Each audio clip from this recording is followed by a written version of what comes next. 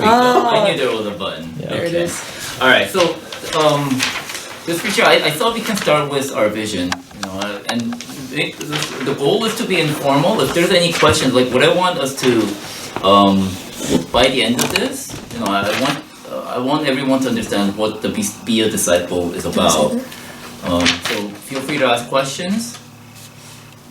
Okay, so that's our vision. And what is a vision? A vision is something that whatever we do, it's geared for that. So whether we call it do an event, or whether we have a worship service, whether we have a retreat, whether we have our order of worship, we might have the praise leader come and lead the worship in the beginning. All that, it has to meet the purpose of the vision.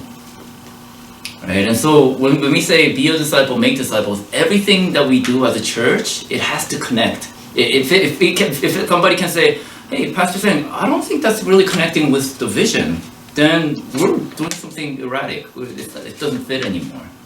Right? So does it make sense? That's what a vision is. And so, okay, is that clear? Okay, so be a disciple and make disciples. There's two statements that I want our church to focus on. Everything we do will circle around that. Be a disciple and make disciples. You cannot, Jesus commanded us to make disciples, but you cannot make disciples unless you are a disciple. We need to know what a disciple is so that we can actually go do it. Make disciples. So that's what I'm hoping that we can cover here. Now, I started with this picture on the right. There's this guy. I think this is like the default go-to mode for a typical person. And tell me if I'm right. I think many people, that's what they dream about. To be able to just lay down and do nothing. And when I look at a lot of broken marriages, it seems like it's because the man decides to do this, and and then over time, I guess the wife tends to feel worried, like what's going on, what about our family, but then the guy doesn't take leadership, and and so I think this is the picture that we have today. A lot of people in action, not willing to take action. It's just leave me alone. I want to be an average Joe. I've asked some people, Christians or so-called Christians. I asked them, so what do you think, how do you think God is going to direct you, or where do you think God is going to lead you? They say, I just want God to leave me alone. I will just go to the worship service. I will join on Sundays, but, I don't want to do anything else. And, I think that's really drawing this picture. When you look at people like Abraham, we talked about many characters, right? And in those Bible characters, God is always sending them from somewhere to something. Like Abraham, all throughout his life, he was taken. Abraham said, "Yes, I will go, Lord," and he was taken to a land he basically said, "I'm gonna go." He didn't know where he was going, right? And Jacob, no different. Moses, right? People that God uses, God works with, and that God calls, they're always moving. I think this is what a disciple is about. So I tried to picture the guy on the right. It's not to be that guy. It's not to say, resting is wrong. God created Sabbath for us because we do need to rest. But then in the big picture of things, we're always moving towards something.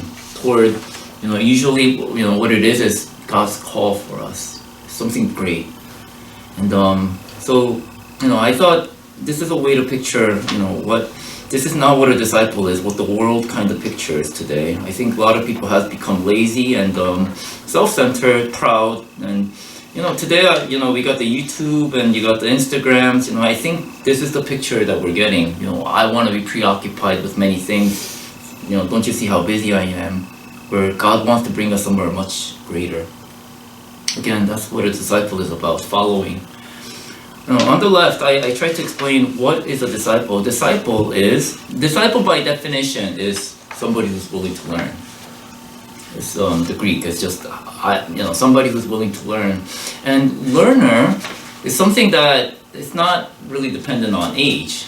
Like what I mean is I've seen older people who are still open to learning, while many older people, they do tend to say, I don't want to learn anymore. Don't you know how much knowledge and experience I have? But then again, you also see this in the younger generation. Don't you see how great I am? I already know. If you want to compare, like, are you a person who is willing to learn? Think if you get angry when somebody gives you a criticism, somebody points something out to you. Are you, like angry and how dare you say that? Or do you tend to be like, oh wow, okay, maybe, help me out. I don't know how to grow from here. So I think, so disciple is number one, a learner. That's just by definition. Disciples of Jesus were willing to learn from Jesus, right? And so the position of a disciple is, I'm willing to learn. And it's a lifelong process, just like Abraham, Moses, and everyone else, David, right? And then a learner is what? Is also humble. Now, the people that I tend to get into a lot of fights with, and I mean like verbal, like confrontation, it tends to happen because they claim to be Christians, and when I look at their life, I'm thinking, that's not what a Christian should do, and they don't want to, they're not open to learning. You see, they have like this hard front. Don't you know, who are you to tell me? Right? Whereas I think a person who is willing to learn, who's open to learning, is always willing to accept information and certainly welcome it and be grateful when the Christian brother or sister points something out to them. And then a learner is available. This is what we kind of talked about earlier downstairs, right? If we're not available, we're not a learner. Period. You're probably tied up doing a lot of busy things. Make sense? So, a disciple is a learner. Disciple is a learner, but I also added in to his or her master, Jesus, right, and others. Is open to learning, very open to learning. And the second, the disciple is obedient. Disciple. When you have a disciple, you also have I guess the best word that we can use is master. But when you're saying I'm gonna be discipled by someone, you're following someone, right? So let's label that person master. And when the master says something, it doesn't make sense, we're still obedient. We just say, all right, you probably know what you're doing. So we're obedient, we follow, disciples follow. And then disciple imitates and become like that master over time. Disciple is not like, here, come to class, I'll give you a grade on how well you do on your exam. Disciple is somebody who kind of lives life with the master. Kind of like what I'm hoping for in our small groups. We see each other. We don't just like meet once a week for an hour and then just see each other and we know nothing about each other. But as people who intimately grow together, you actually know about everything about each other, like what you do in a certain situation. You might like, for example, see me take a phone call. Maybe I don't know. Maybe I'm supposed to curse at this guy, but maybe you see me not curse. Or maybe you see cursing, and it's I guess so then the disciple sees life, is actually doing life together with the master and imitates and becomes like the master over time. Disciple does life with the master and imitates and becomes like the master. And then fourth, the disciple does life together with other disciples. Jesus had several disciples and they did it together. So is that clear? So if you were to gauge yourself, where do you see yourself, as a disciple? Do you see these things happening in your life?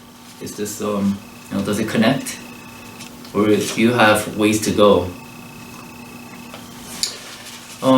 So I thought, there are times when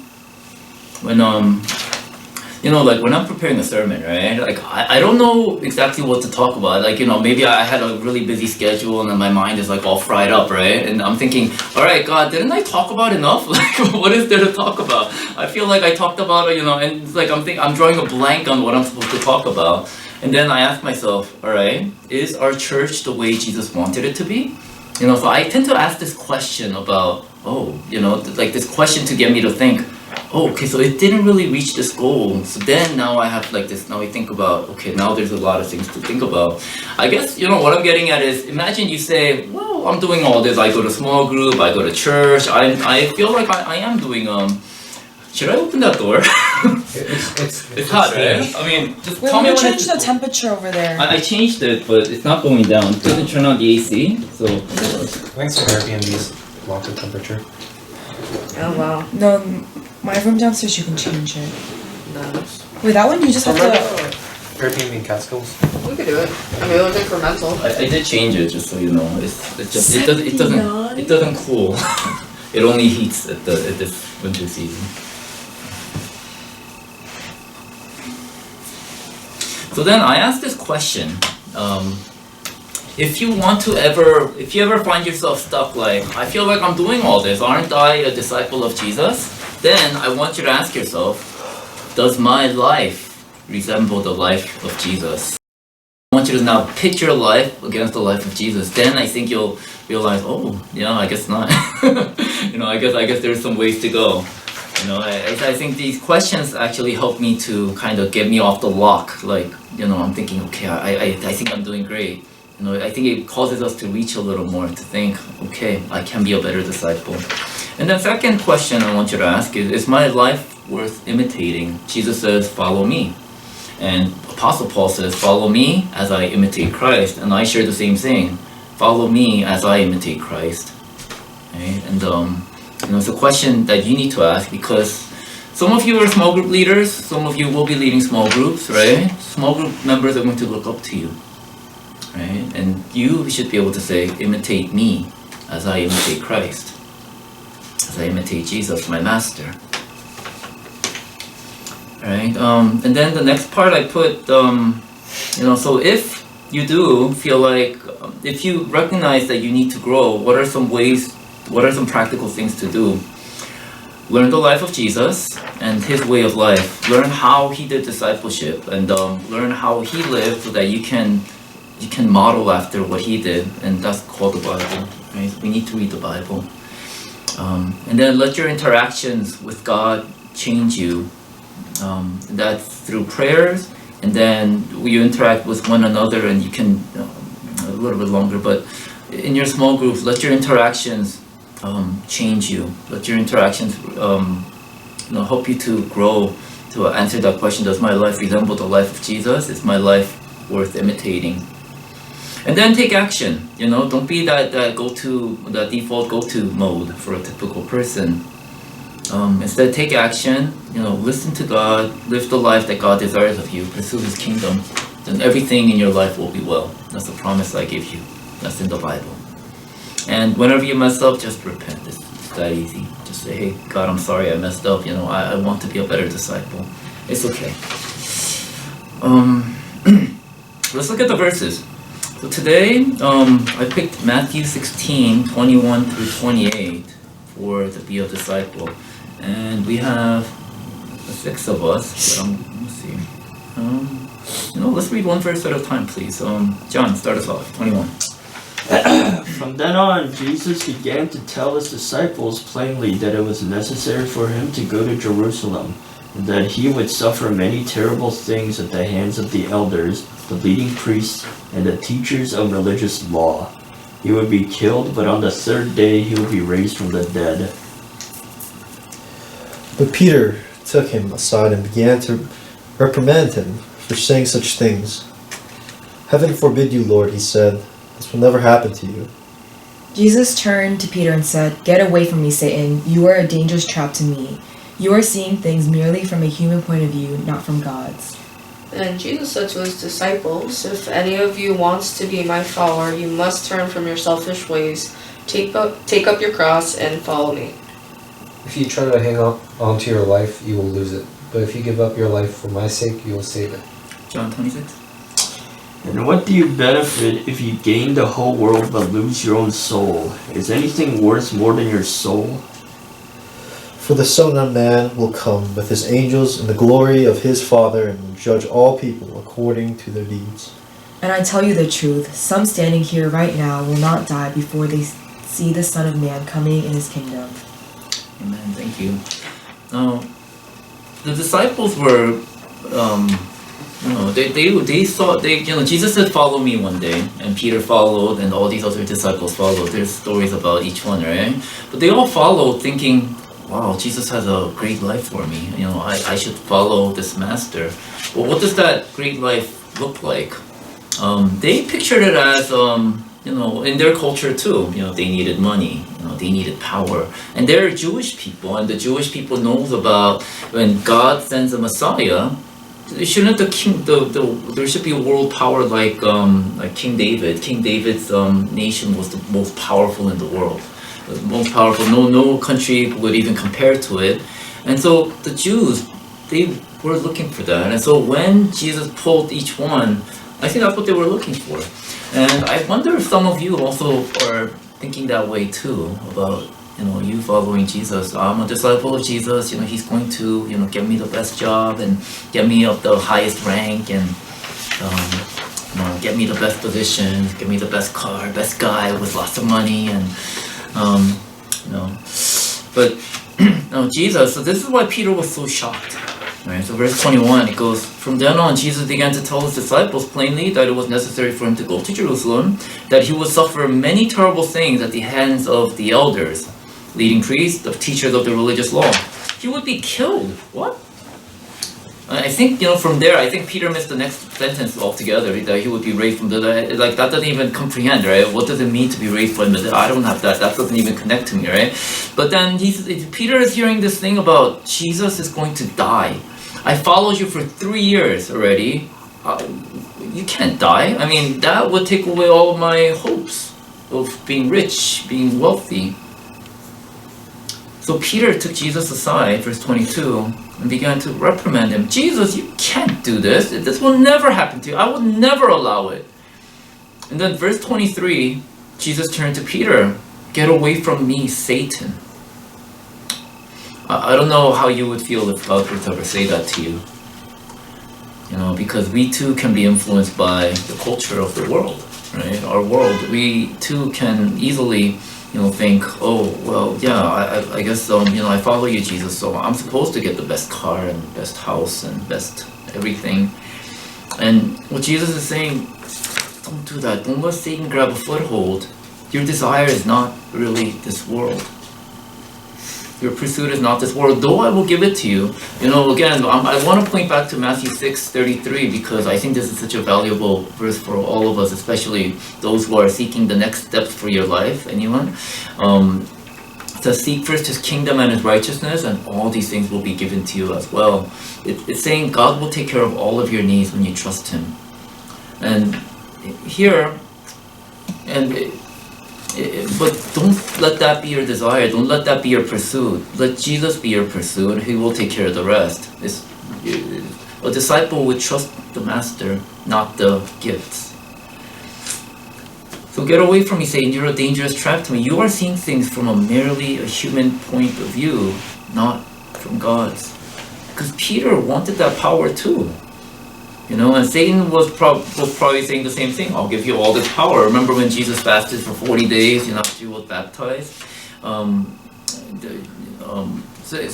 Satan was saying, I can give you the world, just bow down to me. You're hungry, make the stone to bread. And Jesus would not take that. It's man's or Satan's point of view. It's the world's cultural view. And so we gotta be careful when we think about the cultural trends. Okay, those are the ways they can pull us away from being a disciple of Jesus, and not from God's. Because what was Jesus' purpose here on earth? It was to die for us, for you and me. And so, not dying, Peter saying, no, you're not gonna die, that was not in Jesus' plans. Jesus intended to die.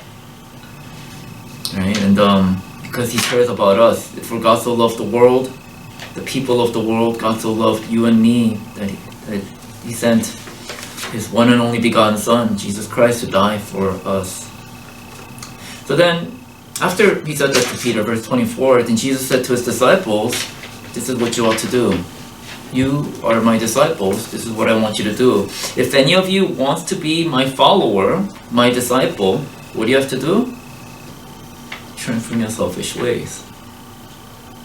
It's call to die to our desires, die to the things that we would pursue. should we do? What should we do? Nothing. I'll do it. I want to watch their food too anyway. So, let's Pause. pause right there. Okay. Where's the button? Everyone has a story? You missed the stories. But let me just kind of recap though. Everything we do as a church has to follow a vision. Whether it be holding a service, doing a retreat, doing events. And our vision is 2 words.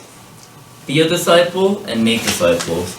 We certainly have the command to make disciples, but when we don't know what it means to be a disciple, we can't make disciples. And so today I want to talk about be a disciple. This is meant to be interactive, so feel free to ask questions. By the end of this, my hope is that everybody understands what it means to be a disciple.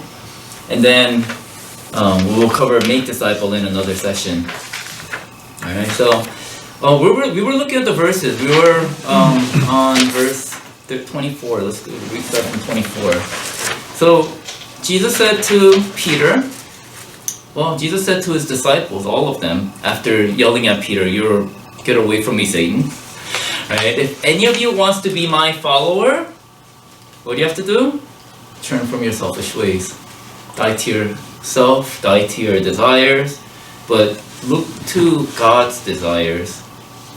Okay, instead of your own personal selfish way, like that guy in the picture, right? The guy, it's like, it's all about me, I want my rest. Instead, turn from your selfish ways. Okay. And the second is take up your cross. Take up the cross. Take up the cross. When we say take up the cross, it's referring to what? Dying. Today we wear like jewelries and whatever that has the cross, we have it on our churches. But the cross, even at that time, was just dying. Be ready to die.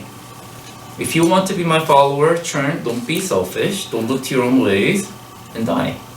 And be ready to die. Take up the cross, then follow me. Imitate me, be like me, walk with me. Because if you try to hang on to your life, which many people do, I was just talking with one of the people. I was talking with someone. He was saying, I work on the weekends, but I try to spend a lot of time during the week looking for jobs, and I really gotta focus on looking for work because that's a full-time job. I agree.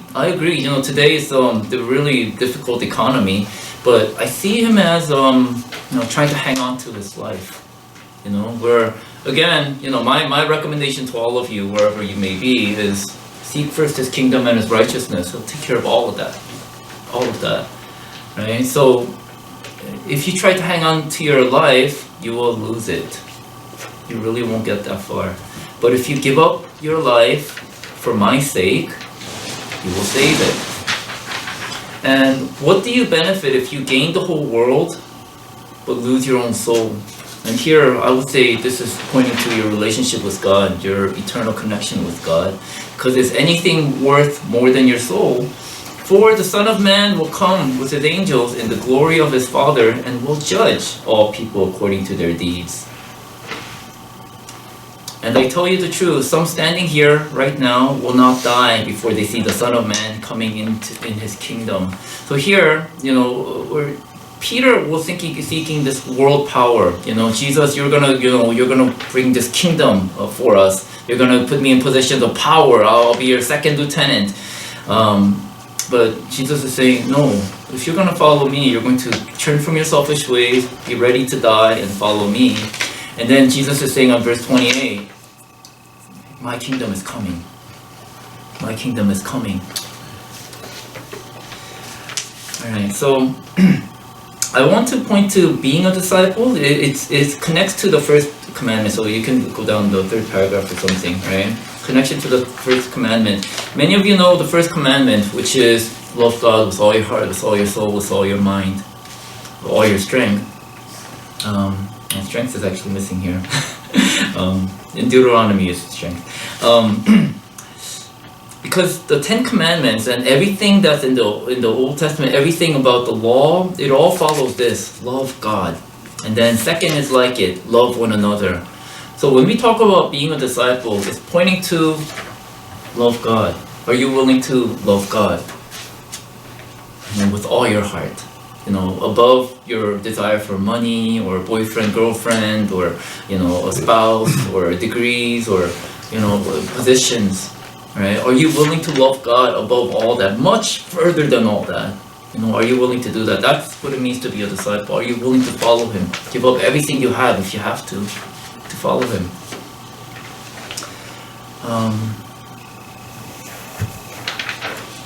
Okay, so I hope it's clear what it means to be a disciple. It's a follower of Jesus, right? And your following Jesus takes such high priority that everything else, even second place, just doesn't even compare to the first place priority that you have.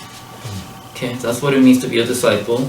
But here are some reasons why people fail to be disciples. I'm talking about people who claim to be Christians. They say, I'm a disciple, I go to church. Right? So number one, I say, is not counting the cost.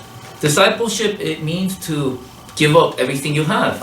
When God demands something, you would be able to give it up. Abraham did that. Right? He was given this one son. All his life, he's been looking forward to the son, and then God says, kill him. And he was ready to do it. Right? But people don't count the cost. They think, well, if I go to church, if I do these things, isn't that enough? And then when God demands something of them, they say, no, I can't do that. I don't know if God would ever tell you, put in an offering for $10,000. I don't know how many of you would be willing to just do that if you felt God was telling you to do that. And so, count the cost. I think people do not count the cost. So Peter had a hard time at this time, right, to turn away from the cultural desires and pursuits. Just like, we talk about the American dream, the money, power, fame, relationships, right? Peter wanted that world power, and Jesus had to rebuke him for that. Count the cost. What about losing your pride as we look to God and care for others? What about trials? Jesus says you will have trials. Jesus says, you will be persecuted because they first persecuted me. Are you guys willing to accept that? Again, if you go back to this average Joe, that was the default go-to man that I pictured, he probably won't go through trials. That's what he says. He's saying, God, leave me alone. I just want to be left alone. I will go to church. I will attend service, but just leave me alone. Don't let me be. Don't take me to like the promised land. Don't let me be like Abraham. I don't like it when you tell me about stuff like Abraham, Jacob. Just leave me alone. I just want to be an average Joe, right? And what this person is saying, I'm not willing to endure trials. Don't give me anything that's hard. Just let me be. Just give me enough money, But that's not recognizing that he is called to be a disciple. And then when you say you're a disciple of Jesus, you're saying you're a Christian, you're a follower of Christ. And we're going to talk about this in future sessions, but it means that you will be disciplined by one another. Because I'll give you a little hint. Christians are meant to judge one another. And I'll break that apart later on. It means that, you go into a small group, you actually see how each other are living, and you should be able to point each other out when somebody's falling towards sin. That's actually an act of love. And so when you say, I'm willing to be a disciple of Jesus, you're actually opening up your life, willing to share your life and let people point things out about you. Okay? And I think people fail to count that cost. And if you're, any of you, if you are unwilling to count that cost, maybe you're not a disciple of Jesus. Okay, second, missing the point of loving God and others, being in relationship and following the ruling culture. And this is the point of the religious people that I've been talking about. I am concerned that our church is still very religious. Okay, what I mean by that is, we come on Sundays and that's as far as we go. I recognize that we do have small groups, and I'm grateful that you guys are meeting. But I wonder if we're truly getting to know each other, getting deeper, and then we're growing together. And so let's talk about this religious concept. Religious people are compartmentalized, and tell me if you are compartmentalized. So Luke 18, it talks about stories about a Pharisee who says, if I just do this, then I tithe and I go to church and I give more than anyone else. I'm better than this beggar. Don't you see? God, shouldn't you bless me? I think that's the mentality of many churchgoers today. Disciples of Jesus, they have integrity. I think this integrity is what's missing in today's world today. Integrity, definition, is what? It's one. Whole. Your life as a whole. Now, when I talk about religious people being compartmentalized, what I'm saying is on Sunday, they put on their Instagram face. I'm good, hey, I'm holy. They dress up nicely, they come. But then the rest of the week, they don't think about God. God is like the last priority for them. Oh, don't you know I gotta work? Don't you see how busy I am? Don't you see how I gotta do all these things?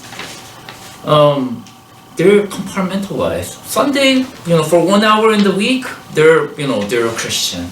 But the rest of the time, they're no different than anyone else. When we have integrity, all our life is the same. Whether we're working, whether we're, with our friends, whether we're, whatever we're doing, whether we're studying, we're always the same person. We're faithful believers, disciples of Jesus Christ. So, question to you is, do you have integrity? This might answer your religious question. Are you religious, or do you value your relationship with God and one another? And I just wanted to point to some practical things that I didn't get to mention on last week's sermon. Alright, so these you can even find in the sermon slides from last week. There was a guy who says, Jesus, I will follow you. So Matthew 8, I'm going to just quickly summarize. I will follow you, Jesus. I'm willing to follow you, give up everything I got, but let me go bury my dead. What he's saying is, let me go deal with some of the cultural things. Jesus, I'm not really ready to follow you right now, but I will. Give me a year, give me some time, then I will follow you. It's people who follow the religion. I think what we tend to many of us. How many of you have grown up in a church from when you were young? Yeah. So you kind of know how church is supposed to work, and so you think, okay, then I'll just do that. I will do the relationship thing later when I have time, right? That's what this is talking about. This guy was saying, Jesus, I'm willing to do everything, but let me go bury my dead. But Jesus says, foxes have dens to live in, birds have nests. But do you know, if you really want to follow me right now, I have no place to lay my head. I'm gonna die soon. They're gonna kill me soon. Are you really gonna follow me? And that's the question that is being asked. But many people will say, well, I will follow the cultural way. It's fine. Right? And then, so second bullet, not taking action because others don't, right? You're looking at other people, oh, others are not doing it, so I shouldn't do it either. Whereas disciples of Jesus would immediately listen when Jesus says to do something, immediately obey. Right? Their life is not set apart for God, but rather they sometimes like money, sometimes look at other people for fame or popularity or to fit in. Right? But disciples of Jesus, they will act differently because when God directs them to do something that's out of the ordinary, we would do it. And that's what disciples do. And then disciples would believe in the impossible. If, I don't know how God's going to get me, any of you, a mate. I don't know how God's going to get me the job or the next contract. But then the religious people will say, they will count the cost and say, it doesn't seem like God's going to give me that job, so I'm not going to do it. Whereas disciples, they recognize that whatever God tells them to do, it's weird. But you know what? I will trust God. I will trust God to take care of my needs. Okay, and then another thing is, if any of you come to church week after week expecting the same old thing, right? Oh, I've attended, I've done my deed. So I hope that helps, evaluate the religiousness and the follower, a disciple of Jesus. The 2 paragraphs down, follower of Jesus, are people who want to change, who are always ready to learn, right? God is feared, and thoughts of God occur throughout the day. You're always thinking about God. Everything you do, you're thinking about how God is there with you. You don't go into your private area and say, God doesn't see me here. God is always in your mind. He's your priority, He's your master.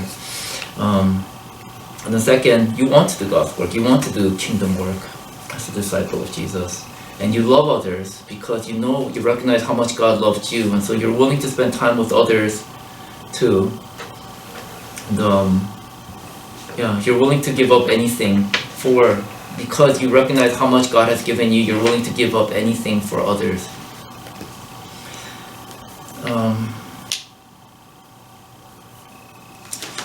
any questions, I guess, from here? I mean, I hope this makes it clear what it means to be a disciple. It's a very hard calling, right? I hope we all see this and we accept the call. Because God will take care of us. As much as, the world teaches about, you gotta get the education, you gotta do this, you gotta do that, you gotta get your LinkedIn updated, but when we trust God, He will take care of all that. So lastly, so what can we do? If any of you feel like you're religious, and you need to break out of that so that you can be a disciple of Jesus, what do you need to do? Love God together. First is together, because without anyone to judge you, this is the problem that I kind of shared last week, where people want to hide out. They want to work jobs that's late in the hour so that nobody in their family sees them. None of their friends would see them. And so when they happen to pass a friend, they'll just say, yeah, I've been so busy, and just kind of get by. But when we are a disciple of Jesus, we do it together, which means we see each other, we're able to point each other out. So without the judgment of one another, you will feel okay when you're really not, when you really should be growing. Without the guidance of one another, you may not know what to do when you don't hear from God, because sometimes God speaks through others for the guidance that you need. Without the grace from one another to cover you when you fail, to weep and laugh together, you will likely give up. We need one another. And disciples give themselves to other brothers and sisters and humbly submit to one another. How do we stop being religious? Spend time with God, read scriptures, prayer, be available to God, and then meet more often. Okay, this is hard. I know today is hard, right? We all live, especially our group, we have people living in Connecticut, New Jersey, and south in New Jersey, right? But figure it out. This is where I think we need to get on our knees and say, God, I want to be a disciple. I want to share my life. I want to be an influence to others as much as be influenced by other believers too. So Father, help me to be available to others. Help us to meet more often. I don't know how to do that. And obey when God directs you. Okay, 3 things. Alright, any questions about being a disciple? Is it clear what your call is? Alright. So I want us to go into prayer. Let's evaluate our life. I mean, seriously, think about, ask that question to yourself. Does my life today resemble the life of Jesus? Is my life worth imitating? Ask that question and bring that up to God and just let Him know where you are. Okay, let's get there.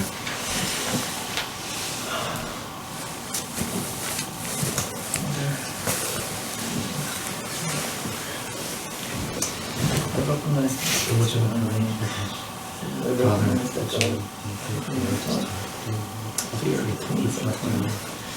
I wonder if my time and priority elsewhere, I should be thinking about you. Father, I recognize that sometimes I get busy too. God, I'm not available to you, I'm not available to others. And I just tell people I'm busy, which seems to be an accepted term today. Father, help us to be a disciple.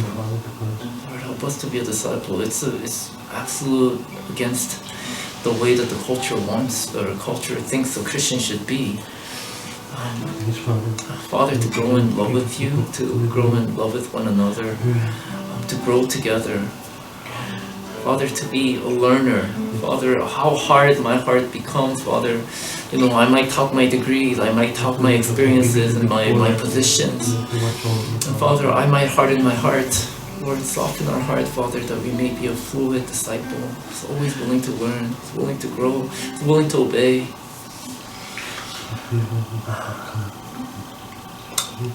Father, you called us to make disciples, Father, but we can't until we become a disciple ourselves. And Lord, we want to commit our lives to you, Father. Lord, Lord, help me to learn from you. Help me to hear from you. And Lord, do what you want me to do. I want to imitate you. I want to be able to say, imitate me, because I follow as I imitate Christ.